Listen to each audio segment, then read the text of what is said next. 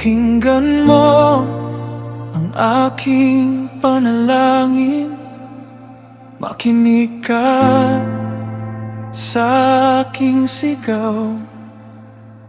Huwag mong tingnan lamang ang aking salita, tingnan mo ang puso ko, o Diyos. Sinubok mo ako sa gabi, sinurin mo ang aking puso. Wala akong naisitago sa iyo, ikaw ang tunay na nakakakilala. Kaya ituwid mo ang aking mga hakbang, ilayo mo ako sa daan ng kasamaan. Dahil ang iyong salita ang aking gabay, at sa iyo ako kumakapit. Itago mo ako sa iyong anino, sa ilalim ng iyong mga pakpak.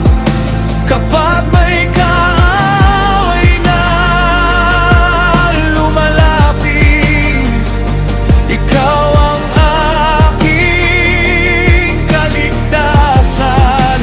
Itago mo ako sa iyong anino, huwag mong hayaan ako'y matakot.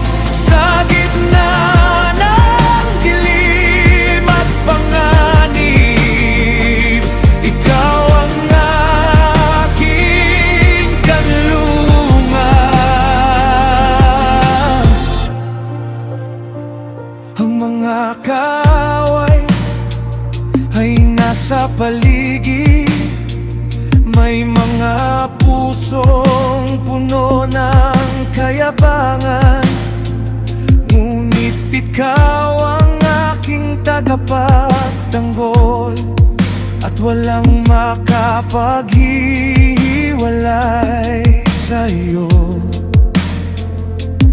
Iligtas mo ako sa kanilang kamay, dahil sa iyo ako nagtitiwala. Hindi sa lakas ng aking sarili, kundi sa kapangyarihan mo. Higatan mo ako sa iyong anino, sa ilalim ng iyong mga pakpak. Kapag may kaaway na lumalapit, ikaw ang aking kaligtasan. Itago mo ako sa iyong anino, huwag mong hayaan ako'y matakot.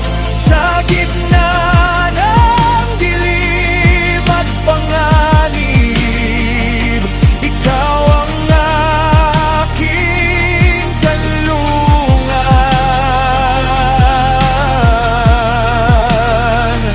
Hindi kayamanan ang hinahanap ko,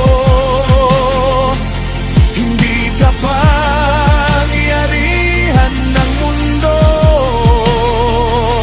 Ang pinakamalaiking hangarin ko ay ang makita ang iyong mukha.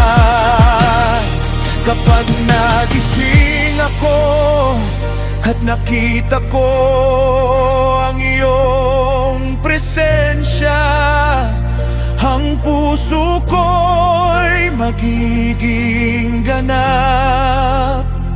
Dahil ikaw ang aking kasiyahan. Itago mo ako sa iyong anino, sa ilalim ng iyong mga pakpak. Kahit dumating ang pinakamadilim na gabi, hindi ako matatakot. Itago mo ako sa iyong anino, dahil ikaw ang aking tagapagtanggol. At darating ang araw na makikita kita, at mapupuno ng kagalakan ang puso ko sa iyong anino.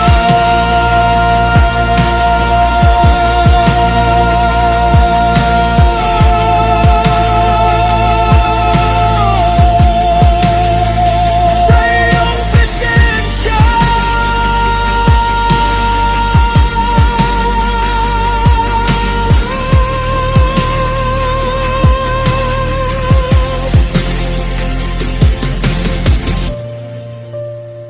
pakinggan mo ako, ingatan mo ako. At kapag sumapit ang umaga, makikita ko ang iyong mukha.